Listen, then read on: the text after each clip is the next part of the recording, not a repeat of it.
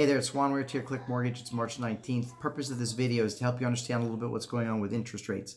On the 15th, on Sunday, it was announced that the Fed would be lowering the Fed funds rate to 0 to a quarter percent. A lot of people were saying, well, interest rates are going to 0. That interest rate has nothing to do with mortgage rates. That is a short-term index, okay? And that is the Fed funds rate is the rate at which deposit institutions, banks, lend reserve requirements to other banks. Essentially, it's the cost of money for businesses. So when the Fed lowers those rates, it means it's cheaper for people to borrow and stimulates the economy. So that in itself has nothing to do with mortgage rates.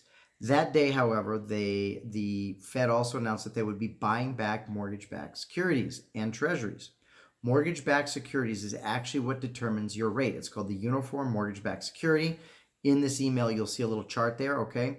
And as people buy those and there's a demand for those mortgage-backed securities, the price goes up and the rate goes down. It's an inverse relationship. So you can see there that about 10 days ago, we were seeing mortgage bonds going up and interest rates should have been going down. They stopped going down partially because the mortgage business reached capacity. Okay, there's a little bit longer explanation for that. But then over the last few days, we've seen massive amounts of volatility in the mortgage bonds. And so rates right now are nowhere where they used to be. They should be coming down, okay?